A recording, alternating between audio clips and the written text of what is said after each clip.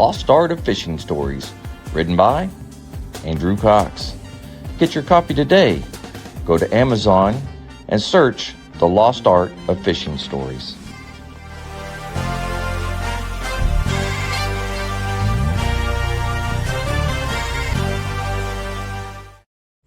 The Lost Art Project, Veteran Voices with Andrew Cox.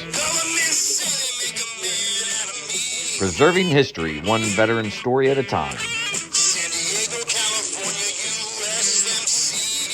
Marine Corps League and Till Valhalla Project Ambassador. Thanks for tuning in to the podcast that's given a voice to our veterans. The Lost Art Project, Veteran Voices with Andrew Cox. Hello, my friends, and welcome back to the Lost Art Project, Veterans Voices. I'm your host, Andrew Cox, and today we're going to have a great veteran story. But before we get into the episode, or you enjoying the podcast, make sure you go to the website. That's thelostart.podbean.com. Go check us out, see what we're all about. There's a couple ways you can help support us here at the podcast. You can go in, you can click on that one-time donation link.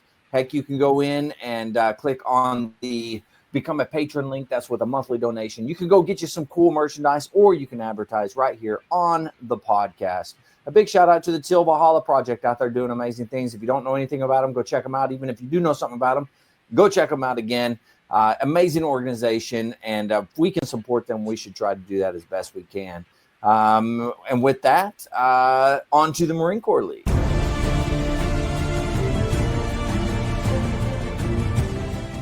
Are you a Marine veteran? Are you missing that bond you had on active duty? Then I have a place for you. Join the only congressionally chartered Marine Corps Veteran Service Organization, the Marine Corps League. Get that brother and sisterhood back in your life. Become one of the fewer, the prouder, a Marine Corps League member.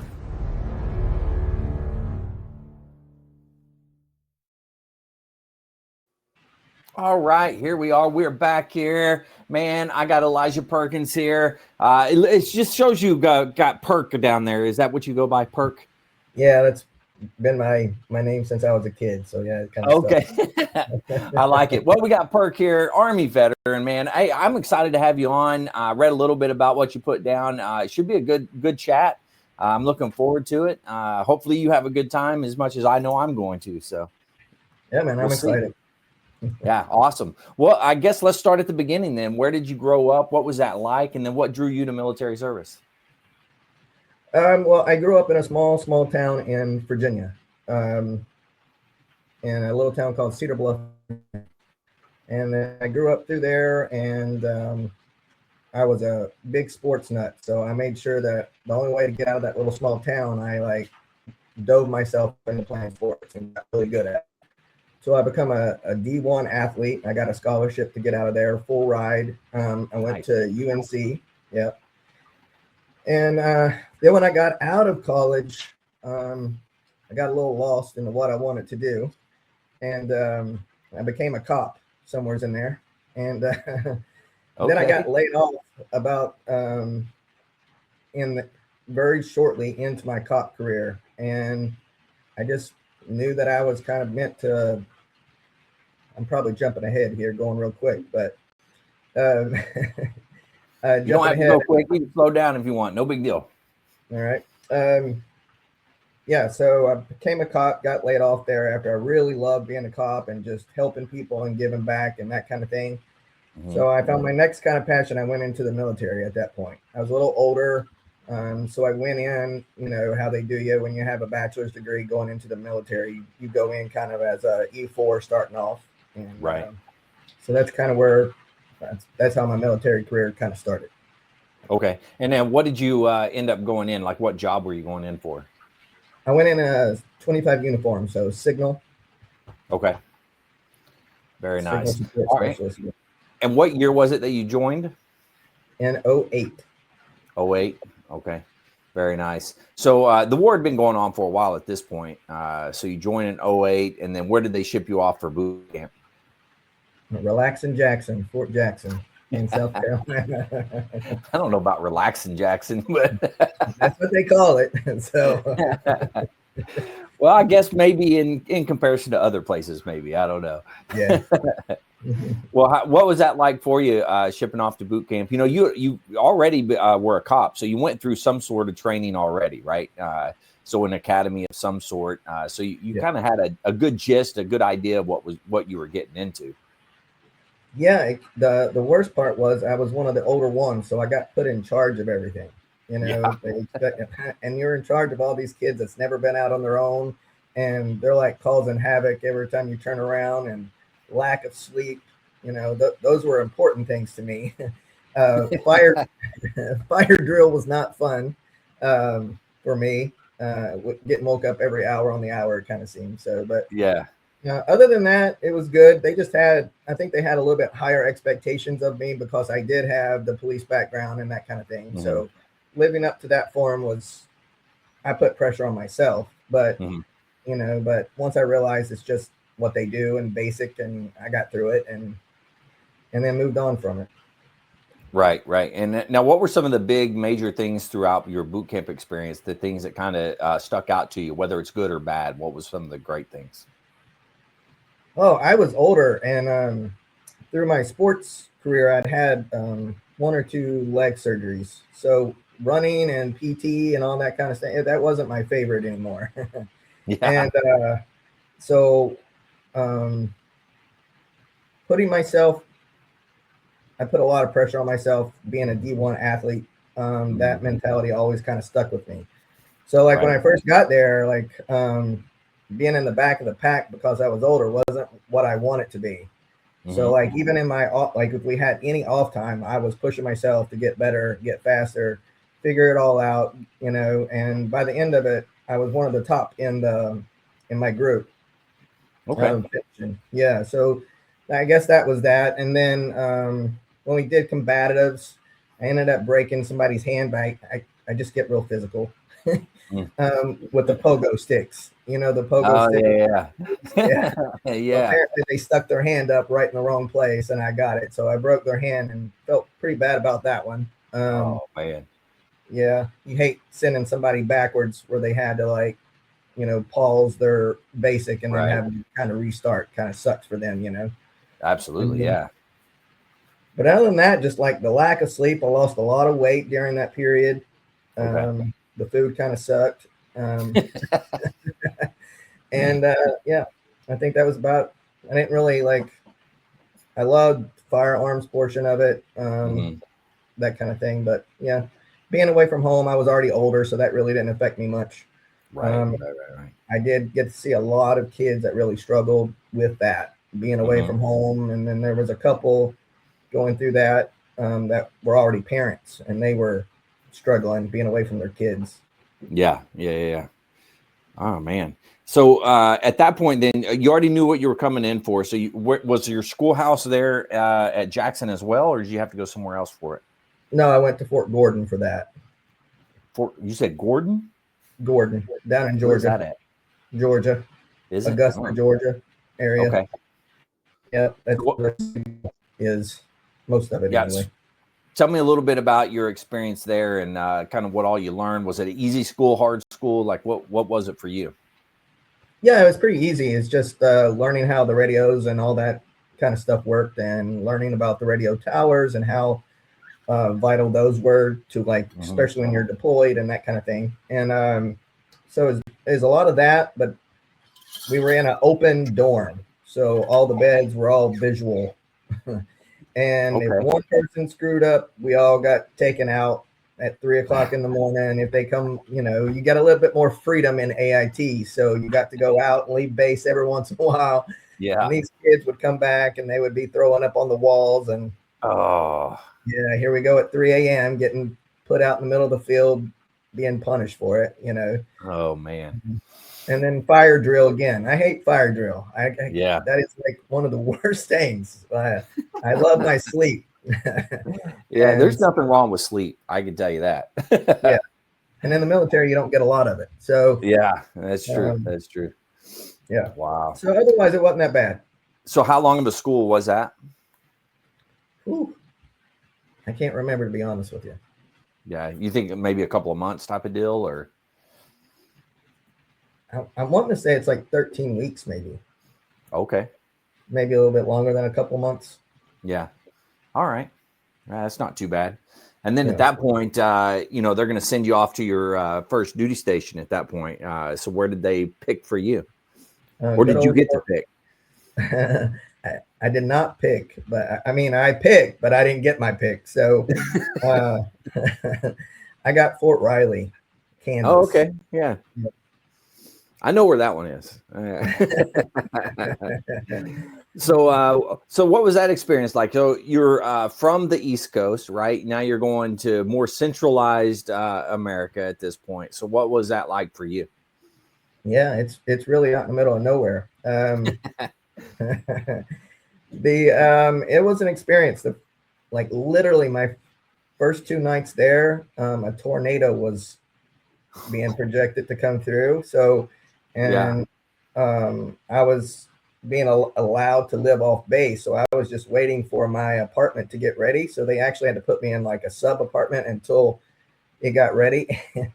And I've never been through a tornado, but it sounded like a freight train coming through my house. Me and my dog were like under the bed, and so that was quite the first day experience in Kansas kind of thing. But yeah. So it wasn't too bad. My apartment was near the University of Kansas, so I could walk and watch baseball games and all that kind of thing. So it was good. That's pretty cool. Yeah. Very nice. So, and now getting there, you know, you're in signals, you know, kind of what was your day-to-day routine in your job and what you did over there? Well, I was just an E4 at the time, but I was being thrown into, and I also believe it's just because I was a little bit older, of taking over the signal part for my unit because they didn't have a sergeant for it. So there was a lot of reconstruction that I got thrown into. I had 2 privates under me really quickly. Yeah.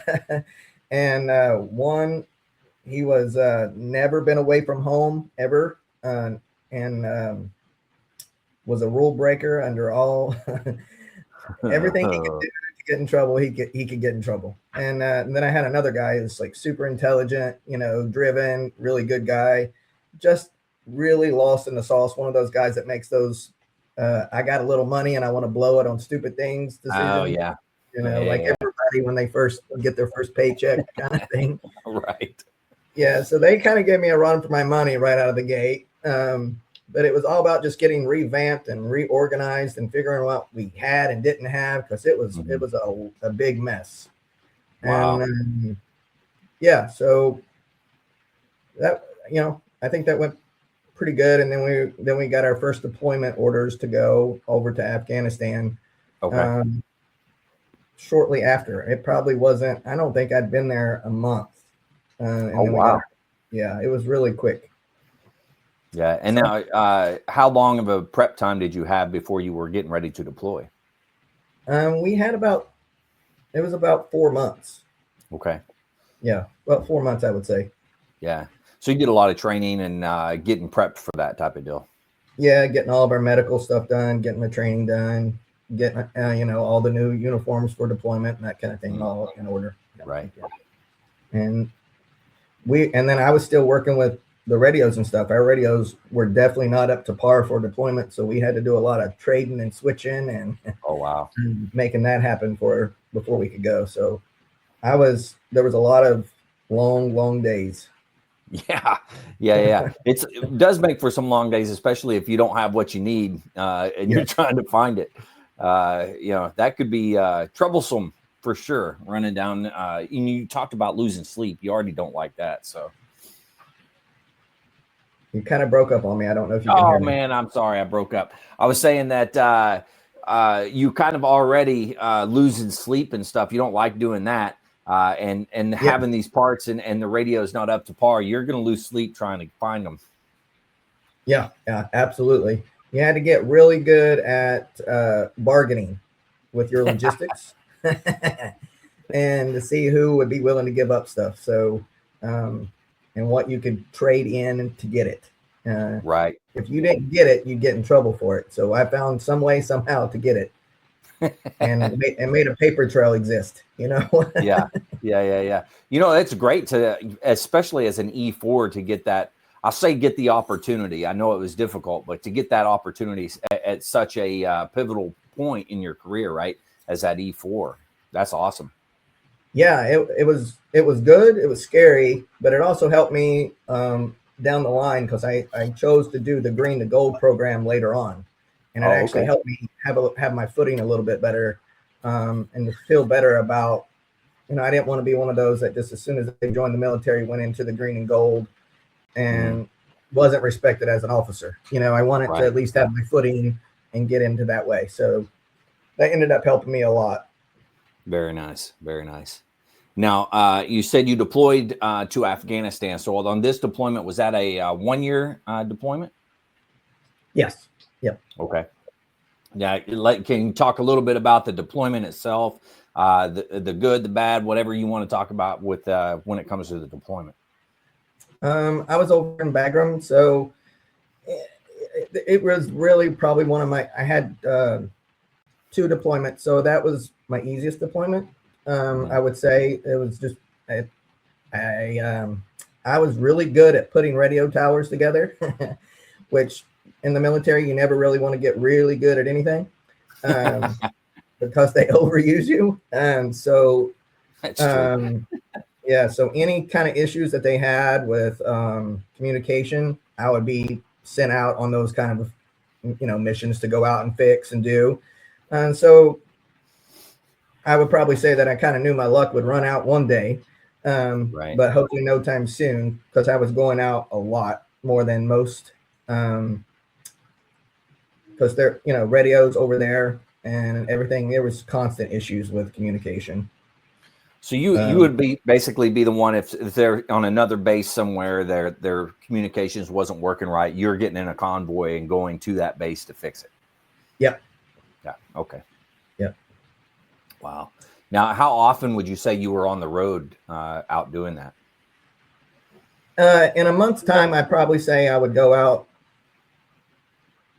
5 to 6 times usually, if not more than that. Wow. It all depends. Yeah. Yeah. That's pretty good amount, to be honest with you. And when you're talking about radios that need to be up and running, I mean, that's 5 or 6 times having to go out is a big deal when it comes to communications. Yeah.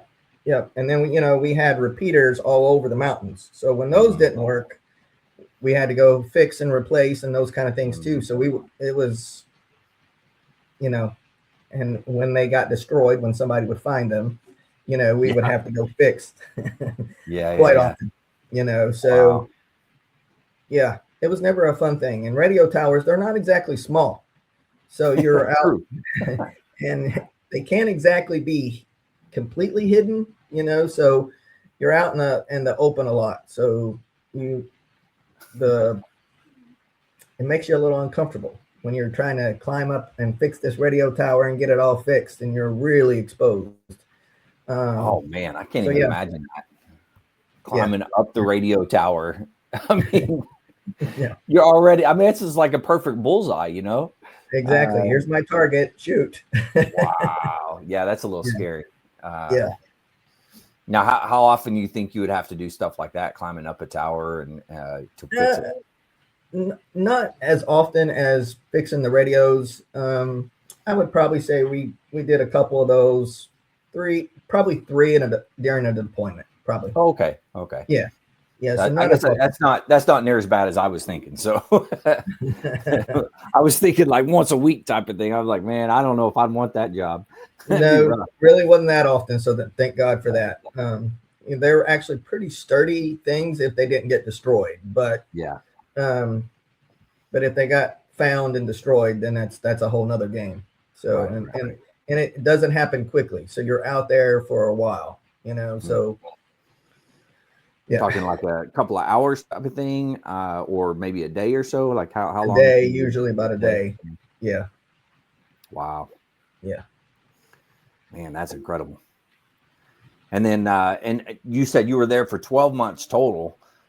So you were out quite a bit, doing a lot of different things out there.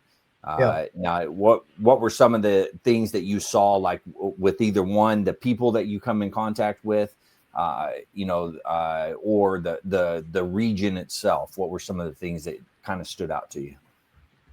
We would have to travel through Death Valley a lot. Okay. This is before they kind of closed it down. So I hated that little stretch. Every time we went through there, it seemed like we got in some sort of conflict. Every time, it's a very narrow stretch. Otherwise, I didn't go into many towns and to see a lot of people. That was the great part about my job. Everything is not really out so much in towns. It's always up in the mountains part. Right. That people don't really think that's over there. You think of the desert, you don't think of the mountains. Well, there's plenty of mountains over in Afghanistan. So like that's where all our towers were, so that we could put the repeaters so they would jump, because the signal wouldn't travel through the mountains very well. So we'd always have to put a strategic repeater so that they could keep jumping, so that everybody had some way to get contact. Right. Yeah. Absolutely. Holy cow. Now, when I think of mountains, there's people from different areas think of mountains differently, I suppose. So when I'm thinking of a mountain, like maybe Colorado Rockies, right? Is that the type of mountainous terrain that is in Afghanistan? No, not really. I really call it more like the Virginia mountain kind of terrain. Okay. Like Appalachia style mountain kind of deal. Yeah. Real steep, rocky, not easy to travel in. Not good to go straight up. You always kind of going at angles, going up and more the kind of the rocky style is what I would call it. Okay. And now, were there roads up to where you were, these repeaters were and everything, or were you having to foot patrol it up? We could get so far and then we would foot patrol it up. Okay. I see. Yeah. Wow. That's a good hike then, putting in some foot miles there. Yeah. And carrying a lot of equipment. Yeah. I can only imagine this. And that stuff, it's not light. It's heavy. No, it's not. It's very heavy. Yeah. Oh man. Good times there. Yeah. All right. Let's see what else about that first deployment. Is there anything we missed or something you want to talk about? Something else on that first deployment? No, actually, it was, like I said, it was probably it was the easier one out of my 2 deployments. Yeah. We come back, from that deployment, we got some R&R time and kind of reset back and everything. We didn't lose anybody on that deployment, so that was all good for our unit. Yeah, it was really good. And then probably about a year later, I deployed again. Okay. Same unit? Yeah, same unit. Yeah. And then that was in 2011. Now, at this point, you were, what was your rank at this point? Yeah, I did. I was an 01. So I did a green to gold in that time span. Well, if you don't mind, do you mind talking about that process in itself and kind of how that went for you? Sure. I'm going to be honest with you. I have a bad TBI, so my memory is kind of like okay. Yeah. Portions of my careers and my childhood and stuff like that I don't remember. I got blank spots in there. So yeah. I just remember my sergeant helped me apply for it, get me through everything that I needed to do. And once I got accepted into it, I didn't really know what to expect because nobody had been through the green to gold program that nobody in my command or anything like that. They had went the other way to get to their officer ranking. Right. So all I knew is the better you did when you got in there, the better the pick that you got when you got out. I see. Yeah. Yeah. So that was, and I've never been like a school person. I hate tests. It's not my favorite thing. I used to say I went to school to play sports, and I meant that. Nice. So I had to really get my brain working so that I really had hopes to get right back into the same unit that I was leaving from because they needed. They had an open spot for me, so I was hoping that I could get right back into it and stay where I was. And So basically, it's all about just learning how to be an officer, do's and don'ts, and they put you through the rigmarole. They treat you like crap, like always, and kind of thing. They put you through tests, lots of physical stuff, and then you come out on the other end of it. And depending on how you do, and luckily I did really well. I was in the top 5, which is very Nice. rare for me when it comes to academics. So woohoo! And so I did get to stay in my same unit, so it really worked out good for me. Very nice. Yeah, and I still got to stay within Signal, because you do get to pick a different MOS kind of to be over and everything at that point. So okay. I got to stay where what I knew, so that helped me have more credibility as an officer, honestly. Right. Yeah. Yeah. That's huge in my opinion. To be able to walk in the door and have credibility right away. That's a big deal. When you're walking in and you know nothing, you're the brand new officer. That's a tough go to row right there. Tough road to go right there. I said that backwards. Yeah. I learned, I wanted to treat everybody with respect. I didn't want to treat them like I knew more than they did, that kind of thing. And that was why it was so important for me to start out as enlisted and then work my way into it and not do it immediately out of the gate. At least I knew what it was like to be the enlisted and treat everybody like they should be treated and not like they were beneath me kind of thing. I didn't want that. And I could get in there and do the work just as much as anybody else could. And I wanted that. I'm not a paper pusher. I've never been a paper pusher. I love being outside. I don't like being in 4 walls. So Now there is a difference though, because as an officer, you're having to go to all the meetings. You're having to deal with the upper echelon type of stuff. What were the kind of the big differences that you saw, and what were the good, what were the bad of it? Oh, there were so many politics within the officer part. That was probably the worst part for me. Like, I didn't really get into that kind of thing. So I'm not the officer that like opened my mouth a lot. I was the officer that you didn't hear from a lot because I just kind of dealt with it. I didn't want to be involved in the politic portion of it. The meetings drove me crazy because a lot of times I'm like, we could have sent an email out for this, but no, we had to sit around and look at each other's faces, So so I could have done without the meetings. I didn't really enjoy them at all. But they were multiple a day usually, Yeah. Having one a week is bad enough, let alone multiple a day. Exactly. Yeah. Oh man, that's good stuff. Now, how long were you back with the unit? Before you ended up getting your deployment orders again? I was probably back in the unit maybe a month. Oh wow! Holy cow!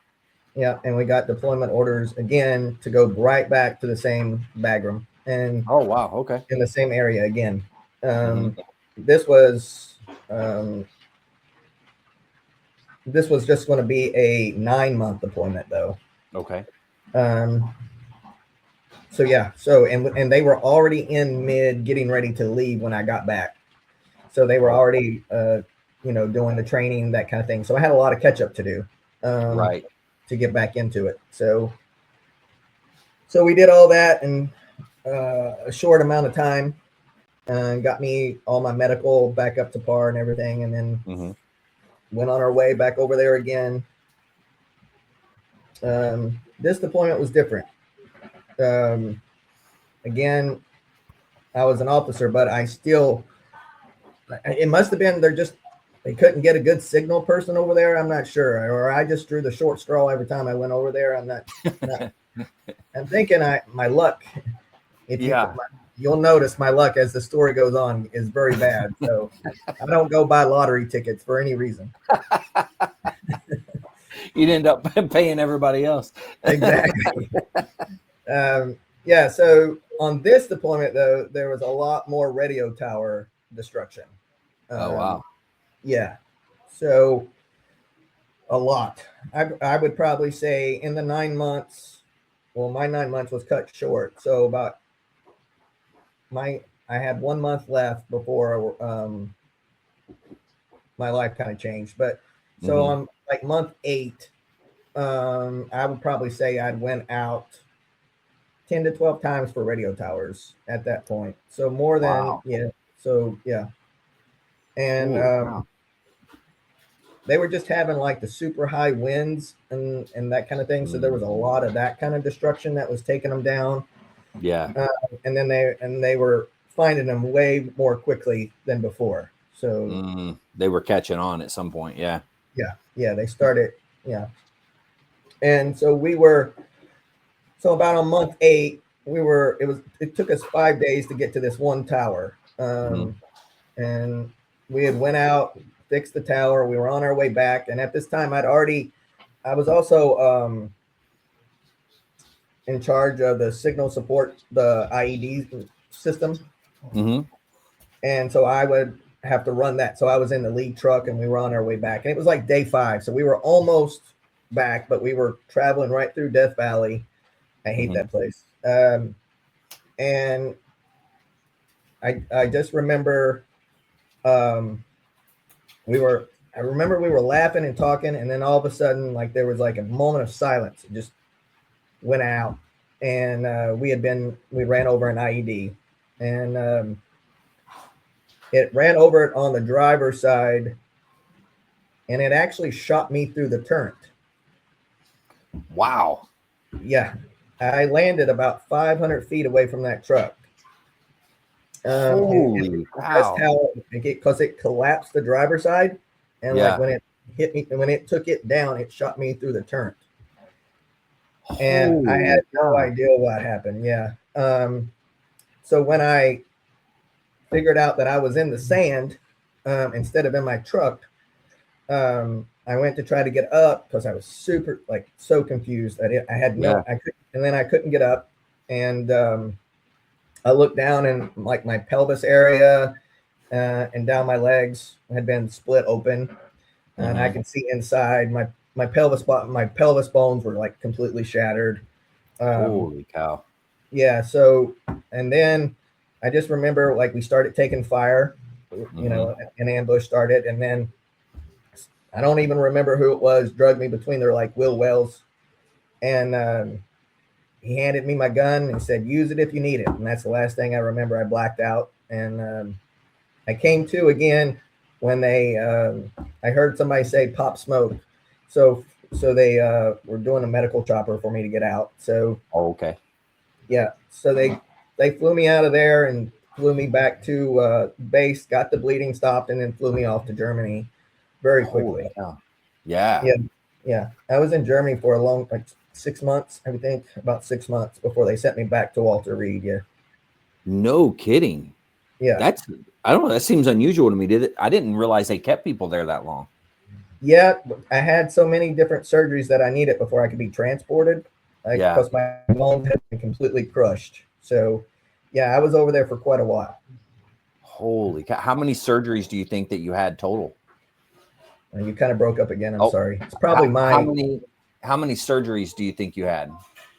I had a total of 13 surgeries, but I had 7 while I was there in Germany. Wow.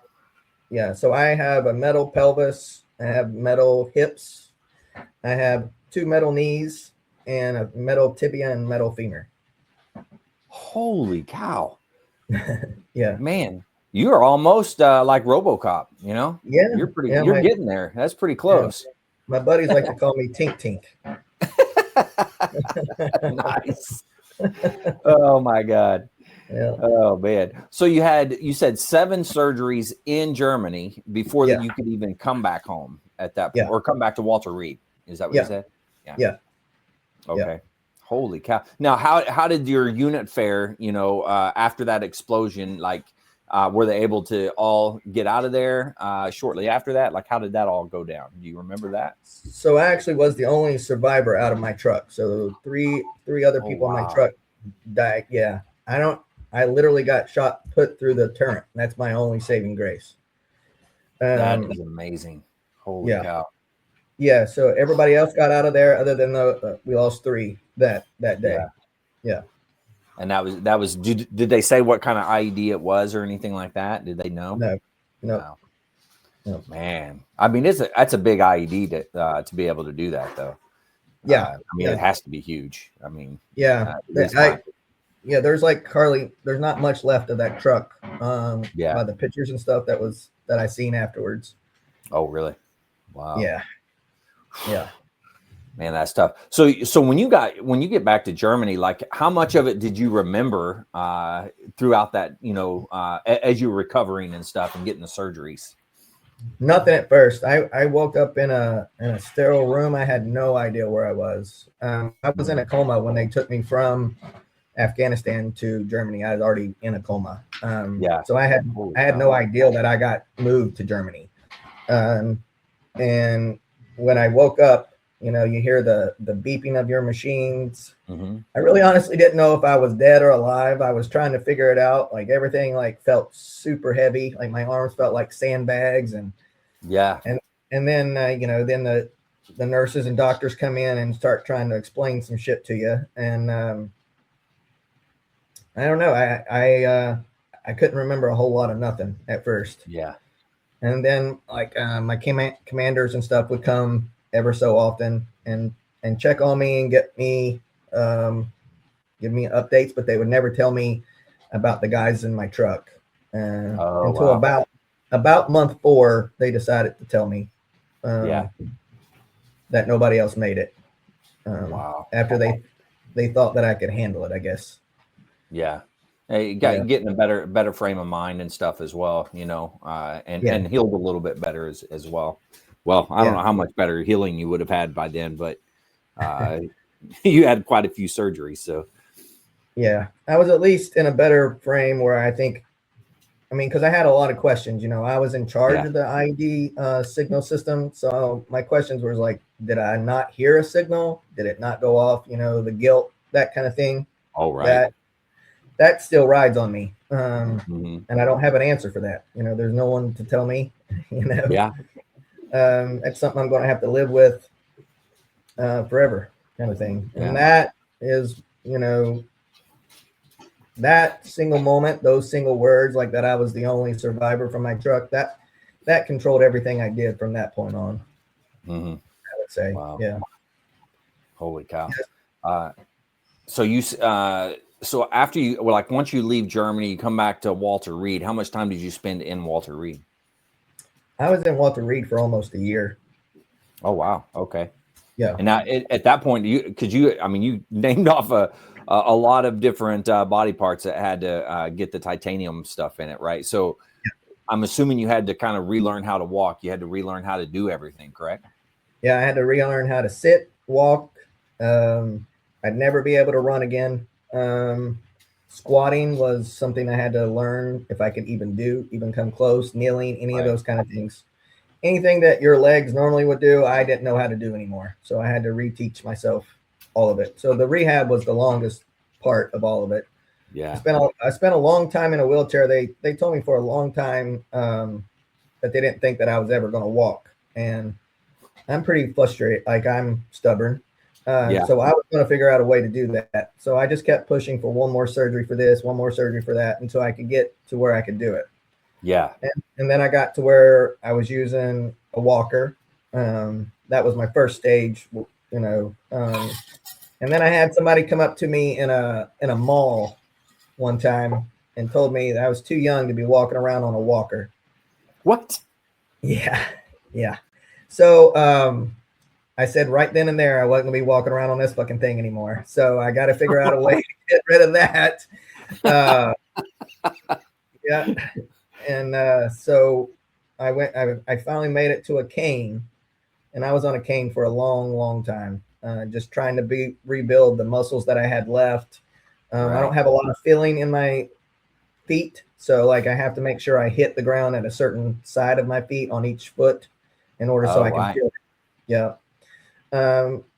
But I did rehab every day. I made them give me rehab every day. I was doing rehab every day. I pushed myself, even if I was in the bed, I was doing something extra to get myself leg strength, anything that I could do. Cause I didn't want that for myself. I didn't want to be, that's not the life that I pictured for myself. Obviously it's going to be different. But I was willing to to fight for whatever I could get, to not be stuck, you know? Yeah.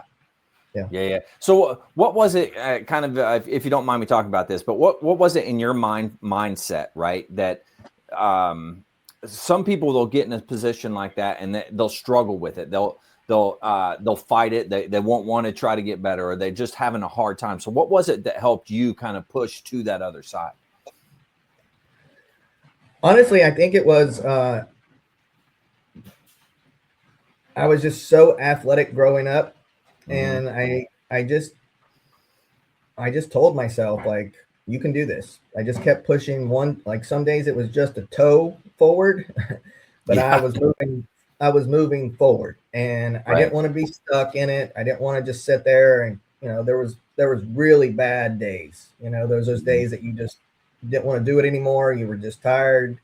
There was days where they come and said, we just want to cut your leg off. That was like, at first, that was their options.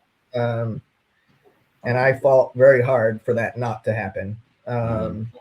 And thank God they listened, honestly. Yeah. Like, give me this opportunity to still be able to have my legs and not deal with the other. So I honestly, I think it was just me being stubborn and not wanting to live that way. I didn't want to be the victim, and I wanted to live my life for the guys that didn't make it.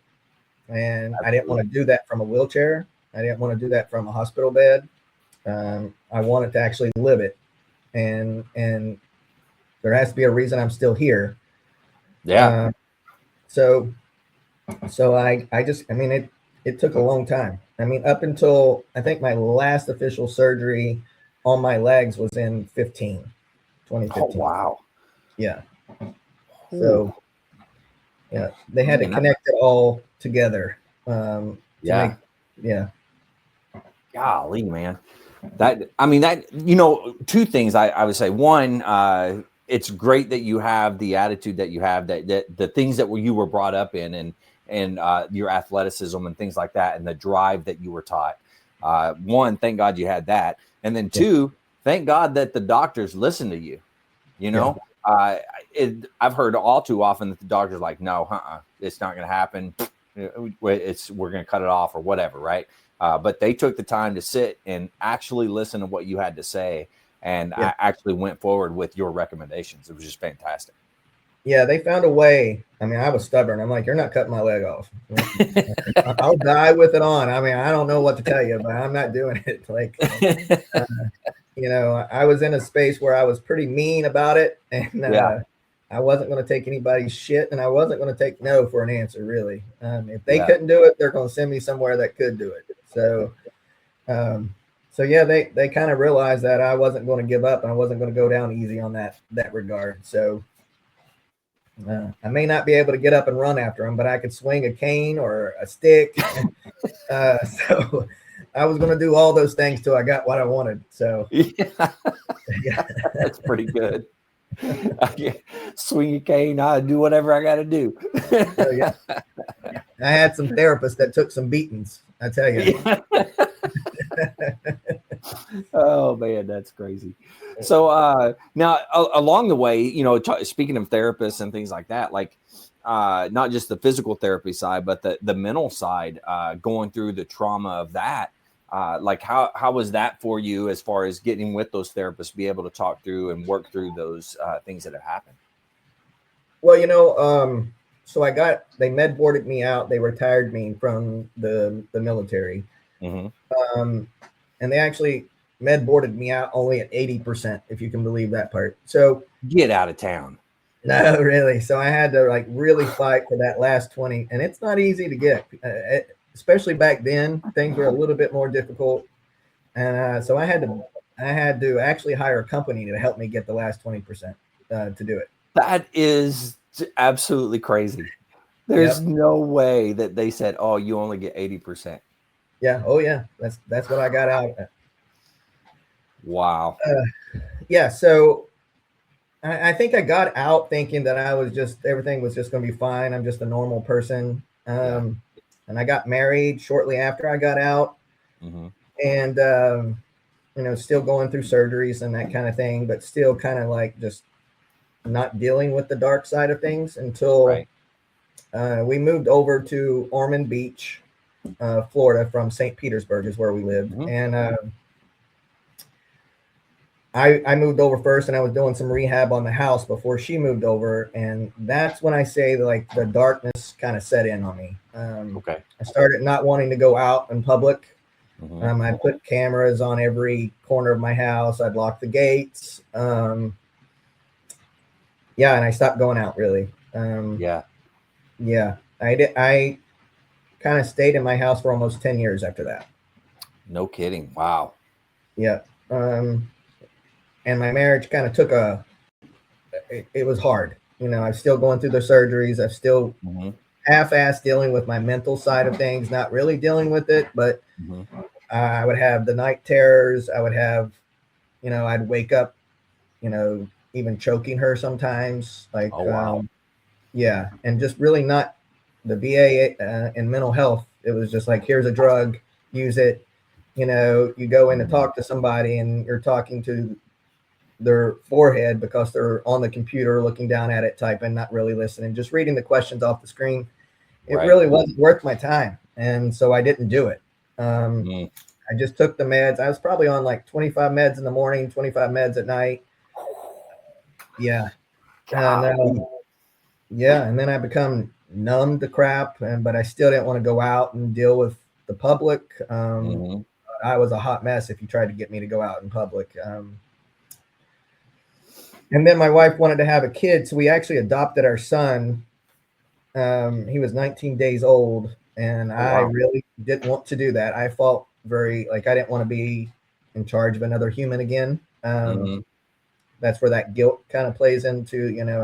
Yeah. Anytime I was alone with him, like my anxiety would be like through the roof because like what if something Right. happened on my watch, and that was really hard. So I didn't do a lot with my wife and kid there for a long time.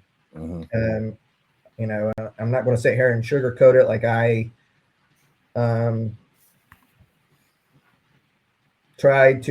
I found myself in closets with guns, wanting to take my Mhm. life, not wanting to Yeah. be there anymore. Um, and then one day I went out. I always would build a bar in whatever house we owned. That was always Mhm. my thing because I loved to do woodworking. It was just kind of my thing, and I wouldn't have to go out to a bar to have a drink. I could just build my own, have Yeah. it there. So I went out to the bar. I had my gun, and I just was so tired of dealing with the life that I had, honestly, Mhm. like where I was. And I literally said to myself, like, either I'm going to fix this shit or I'm going to end it. And that was my day. That was it. And then right about that time, my wife and son walked out, and it sounds so cliche, but like I put the gun behind my back, and I chose to pick up my phone and find a nonprofit that I could go to and get some sort of help.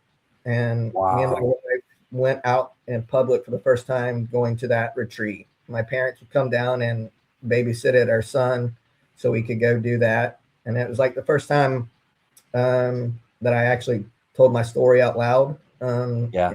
to people. And I met a really good therapist there, and she kind of took me on under her wing after I left there. And um,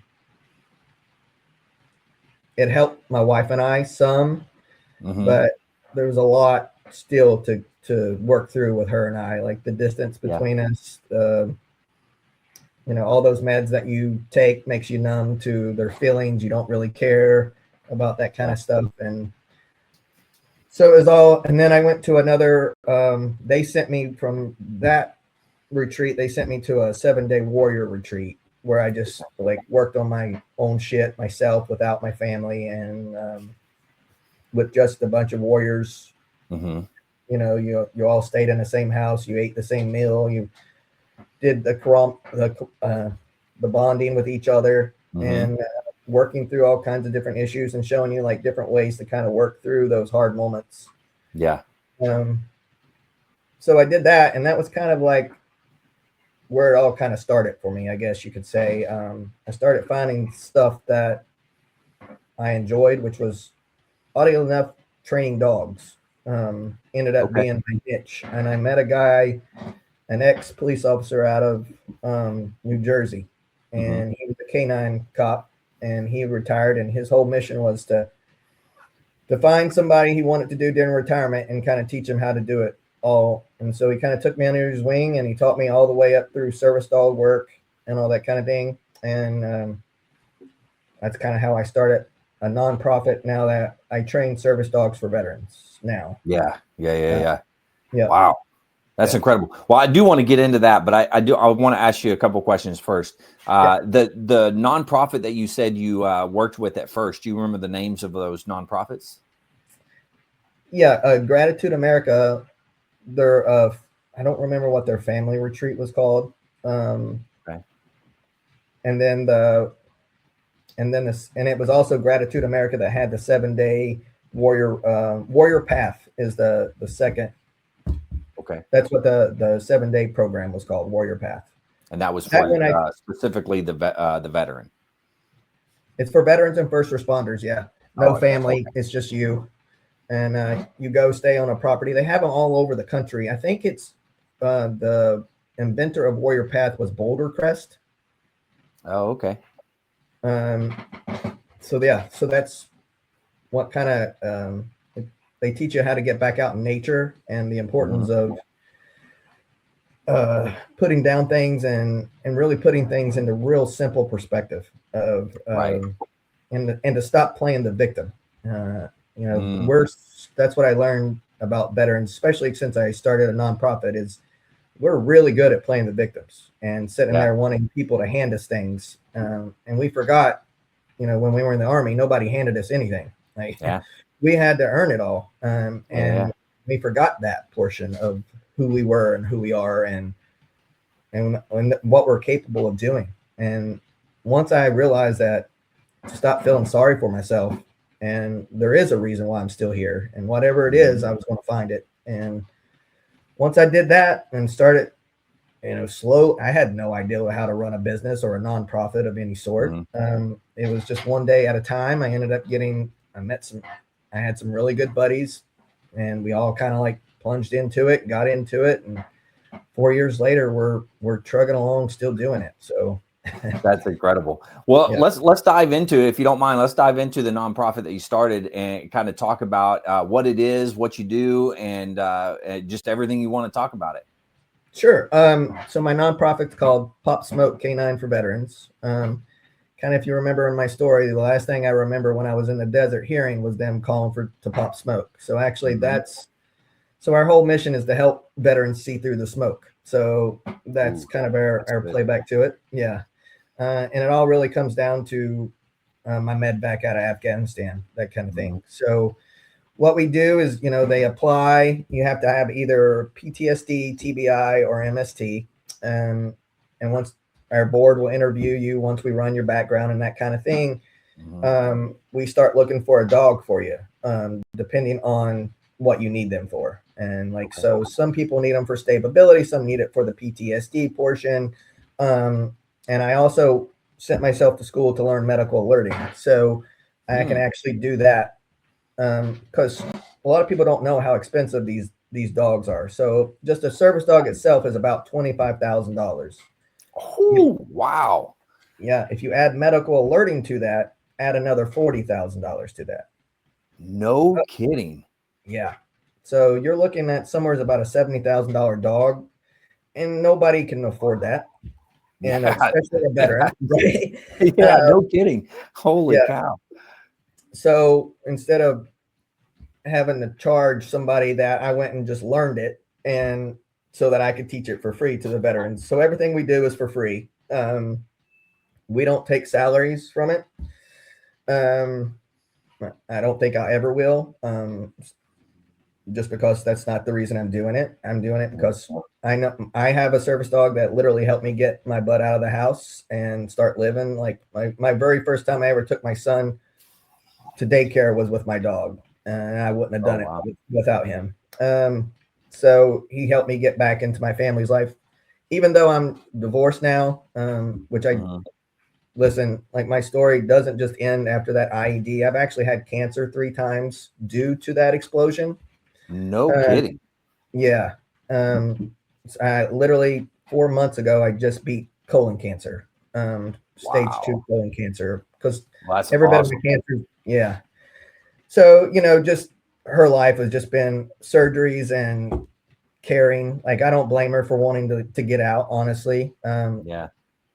But as long as she's happy and we're still doing the co-parenting thing with my son, and Mhm. so that all works out there. But so I forgot where I was at. I lost it. That's okay. I think you were talking about your service dog and how it was helping you get back in with your family and getting back out and doing things. Yeah. So, you know, I've had him now for 9 years. And I actually just retired him like a month ago. Oh, wow. And I actually am able to navigate my life without a dog going with me anywhere. But That's he could awesome. actually do everything for me. He could get my shoes, my shirts, my clothes. He could turn on lights. The only thing I didn't teach him was how to open up the refrigerator, because I wouldn't have anything in it. He's a lab and he loves to eat. Yeah. So, Makes I don't sense. teach him how to open up the refrigerator and bring me anything. But so now we work with a bunch of breeders who train service dog lines, who breed service dog lines, and we get them to donate a dog to us for a veteran. And that's kind of how we do it. And I'll train them up for the first year of their life. And then they go to the veteran, and the veteran will do the bonding portion and the remaining of the service dog portion training together. Me, all via Zoom, because we help people all over the country, not just. Oh, I see. Yeah. Yeah. And we're Wow. working on a new community now, to where, because actually I'm getting to where I can't train much anymore. My thumbs and everything that were hit with shrapnel are, I'm having to have more surgeries on them, and I'm Mhm. losing strength in them. I can't use them much anymore. So we're going to be transferring a program over to the school community. I don't know if you've ever heard of it, SKOOL. And we're going to still get the dog donated. We're going to make sure the dog's potty trained. Then the dog, as a puppy, will go to the veteran, and they will actually be doing all their training themselves. So it kind of makes them help themselves out, get them up off the couch, give them motivation to want to help themselves. And they have all the classes right there. They have access to me. And then I'll fly out and do all the evals and the testing and that kind of stuff throughout the process. So, Wow. yeah, so we're still going. It's just a little bit more difficult due to my health. Yeah. I mean, I still was training dogs when going through chemo, and so that was a tough go. Yeah. But yeah, so I would still go to fundraisers. Even I would sleep underneath my table at fundraisers, because we operate completely off of grants and donations. Right. Yeah, and my body would just literally give out. My first 2 times with cancer, I actually only had to have chemo like once, because it was actually, they could remove it, and then they just did a couple chemos to like make sure it was gone. But the colon cancer, I had 2 years worth of chemo on and off. Holy cow. Yeah, I lost 80 pounds. My vision changed like 4 times. I was definitely a shell of a human walking around, but still training the dogs. I had a lot of help. My parents came and stayed with me. And I had a new girlfriend who like really just like threw me on her shoulders, really, and like took on a lot of the brunt of things. Right. And That's of awesome. course, I had some really good buddies that would step in and help me with training and anything that I needed personally. But I'm the stubborn one. I had to drive myself to chemo. Like, I didn't want anybody to help me in that regard. Like, I drove myself to chemo. I drove myself home. Regardless of how many times I may have had to stop and throw up, I still made myself come home. Jeez. Well, you set a standard for yourself and you said, hey, I'm going to do this. So that's good. It's the only thing that I ask. I may have had to have help and everything else, but I didn't want to have help doing that. Yeah. Wow. That's incredible. Man, the organization that you have is absolutely fantastic. I mean, I had no idea how much money went into training for one service dog. And of course, depending on what it is, you said it was like 20 grand, 25 grand for just a regular service dog, right? Yep. And then add on another 40 if it's going to do the specialized, what do you call it? Medical alerting. Yeah, medical alerting. Yeah. So That's they amazing. can respond to seizures, diabetes, heart issues, and then anxiety issues, obviously for PTSD and that kind of thing. So, and I'm actually trying to get a device patent that I'm working on right now that will cut the time of training a service dog, which will also cut the cost. So if it actually comes into tuition, which I hope it will, I have no idea how to invent anything, but but I think if it can be done, it will actually make service dogs more affordable, even like for civilians. Like I get asked all the time, like, would you train a dog for a civilian? And I would, because I know I would never charge somebody $40,000 for medical alerting when it can save their life. Like that's just not who I am. I would do it so minimal, like it would be insane. Everybody would look at me like I'm stupid, like I could be making all this money. But for me, it's not about the money. It's just about helping somebody that needs it, you know. And I'm only doing this because of those 3 guys that didn't make it. And I know if they were alive, they wouldn't want to do that either. So so I do it because I love to do it and because I want to help people, not because I want to make any money off of it. That's just, I'm not ran by a politician. We're not this big organization out here, that the VA is dumping money in, $25,000 a veteran. And then they're still producing dogs that are biting the veterans and that are just a well-trained dog. A service dog is so much more than that. And in order for them to be a service dog, they have to be able to do like 3 tasks for the veteran, So, so we try to do it the right way. We may never be huge. We may never be big, but like I think I said it all along, it's just if I can help one veteran at a time, that's why I want to do it, Yeah, absolutely. And a noble thing to do, in my opinion. When you're talking, how many service dogs would you say in a year's time?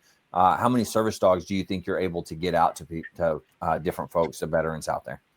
8. Well, I have an 8-bay kennel, so I do 8 at a time, and I am the only trainer that we have. Yeah, so I do them all myself from get to go. And then I personally deliver each one to the veteran. We fly the veterans in. They'll spend 5 days bonding with the dog here, and we make sure it's a good fit on that portion. And then we'll get the dog spayed or neutered. And then I'll fly or drive the dog to the veteran, and I'll spend a week with them there, making sure they get acclimated and understand how everything works and everything goes. And then after that, they do all, like before I started this school community, we would do all of our trainings via Zoom if they weren't local. But now we have the school community and they just have to log in, look at the tasks that they have to do. They'll practice that task for a week or 2 and get it down pat. They'll send me a video, and if I approve of them, then they'll get to move on to the next task. So nice. Yeah. And I'm assuming if they do have difficulties in that, right, they would be able to reach out personally and say, hey, look, I don't know what I'm doing here. I'm screwing this up somehow or something like that. That would be me, because I'm not real good at following instructions a lot of times. So. Yeah, that's actually a lot of them. Exactly. So they have immediate access to me through the app. They all have my phone number, obviously, too. And then if it's really, they're stuck and they really can't get through it, like I fly out to them or I drive out to them. Oh, wow.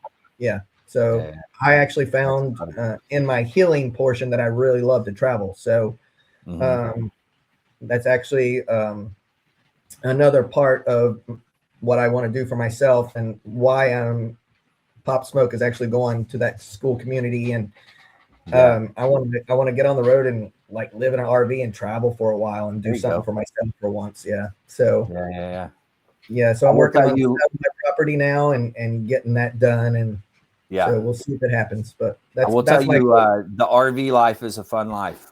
We did that for a year after I retired, and man, I'd still be doing it if I could. But it's incredible. Getting to go to different places, see different things, meet different people. It truly is cool. It's a really cool experience. Yeah, when I just felt, the 10 years that I really didn't leave my property, and now I really don't want to be like, I don't want to have that big of a footprint. anymore. Yeah, That kind of stuff is not important to me anymore. Like I just want to live and be happy and whatever that looks like for me. So yeah, exactly. Oh man. Well, shoot, is there anything else on the nonprofit or anything else that you would like to talk about?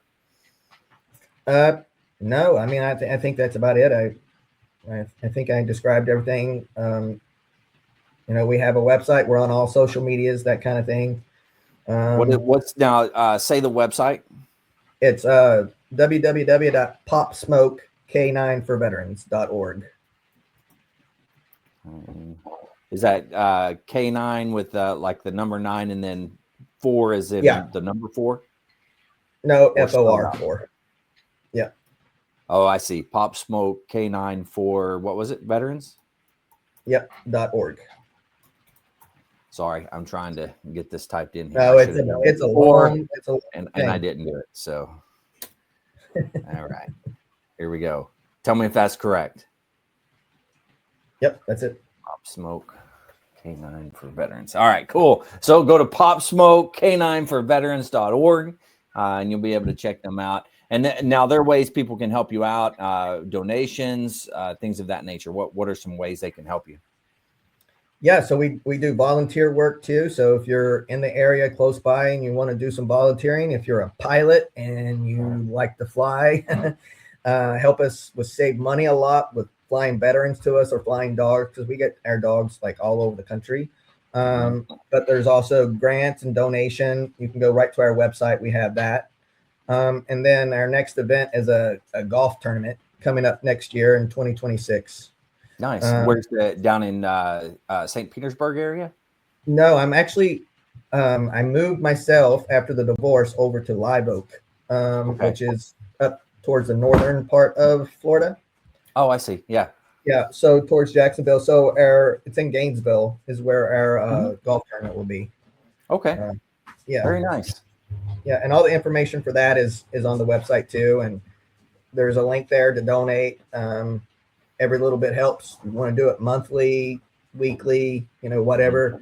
Every bit of your money goes directly to the dogs and the veterans. Like none of my board takes money. Nobody. We just all do it because we love it. So. Yeah, that's incredible, man.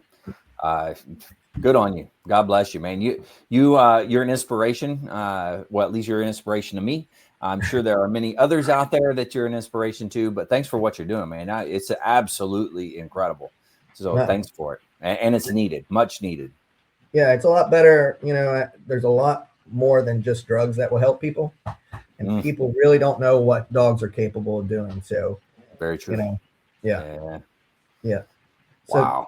Thank you, man, for having me. I really appreciate this a lot. Yeah, absolutely. Well, I'm going to have you on one of the fireside chats sometime as well. And we could talk more about Pop Smoke if you'd like. Maybe even kind of have some demonstration type stuff, or I don't know. We can do it. We can come up with something cool. But have you on with what my crew that comes on regularly for those fireside chats. But we could have you come on and we could talk about all kinds of good stuff. Yeah, I'd love to. Yeah, all right, that's awesome. I'll work that with you later. Now, as we approach the end of a podcast, I always have these rapid fire questions that I shoot out to folks. So if you don't mind, I'd like to do some of these questions with you. Okay. All right, here we go. What is your proudest military moment?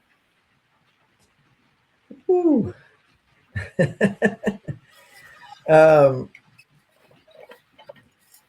Honestly, probably a lot of people probably aren't going to say they're proudest, but being able to just not walk away, but surviving that incident, the ID was probably like one of my biggest moments. I wouldn't say proudest, but just biggest moments, because that moment literally changed my life from right there. That's a good point. Good point. All right. What is your most embarrassing military moment?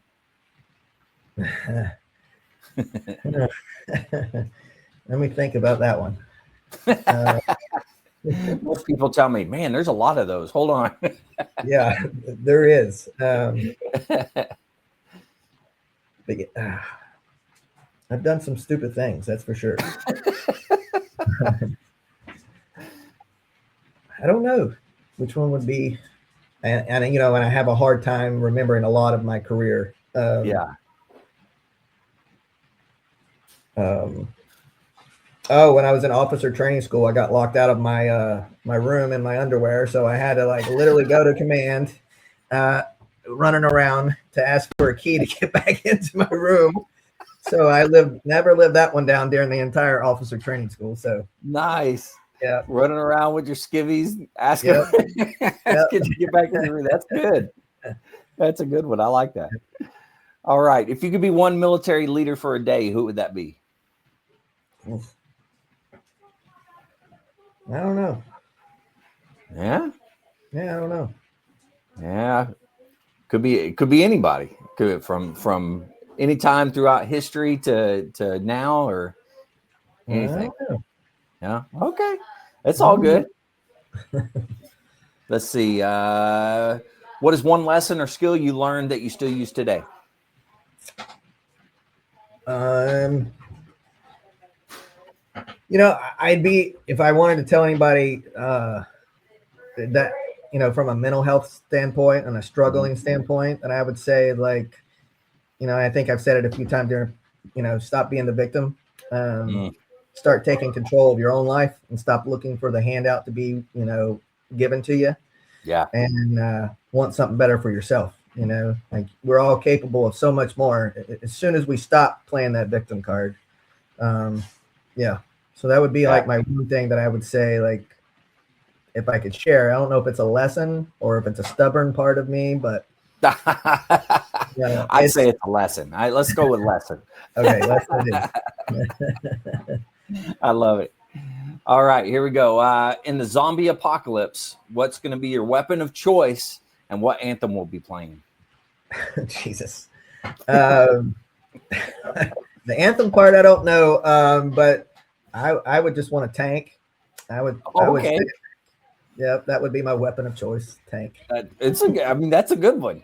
That's not a bad one, I don't think. I can run over them and shoot, so I think it would be good. Yeah. Oh, man, that's a good one. All right, here we go. What animal best describes your time in service?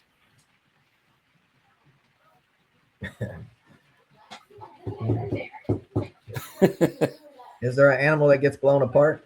Yeah, not that I'm aware of, unless maybe honestly, I would say, how the panda bear really, like, I had some really idiotic moments, and they're dumb around the core. Like, they're so funny. Like, I would say the panda bear, honestly. Okay. I like just the first time I've ever heard panda bear, so that's good. That's good. Maybe because I like panda bears, watching them, they're idiots. And they do a lot of things. So that's, that really sums up my service sometimes. They kind of have bad luck too, so that kind of goes with it. Oh, man, I love it. All right, knowing what you know now, would you do it all over again? Yeah, in a heartbeat, I'd do it. Yeah, I miss it. Yeah, that's awesome.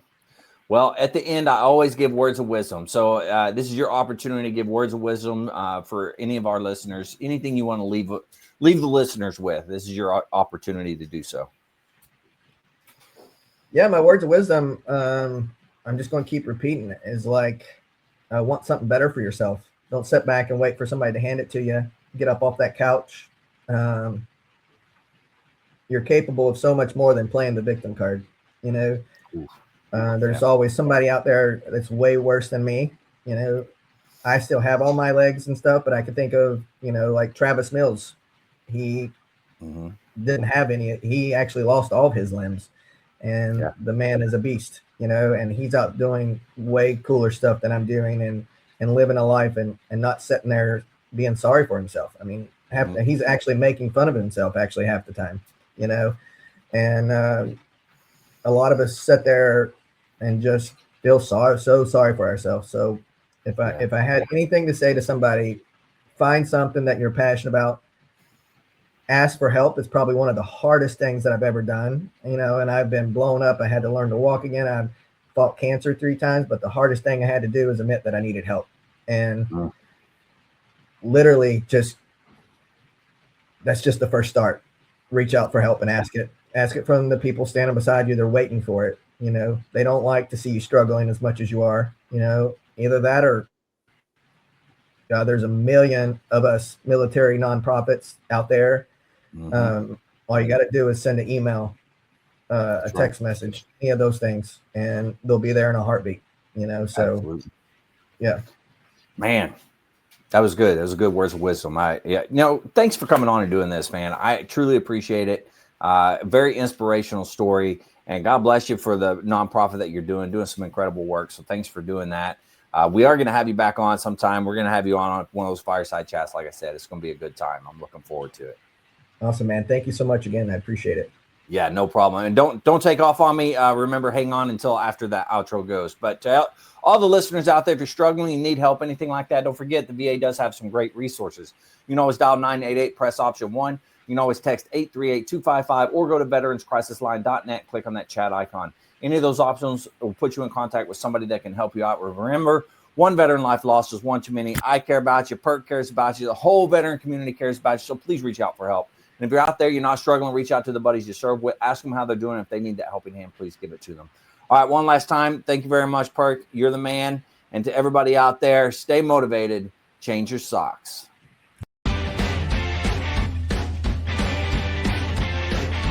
No more 22. On to the journey and finish the fight.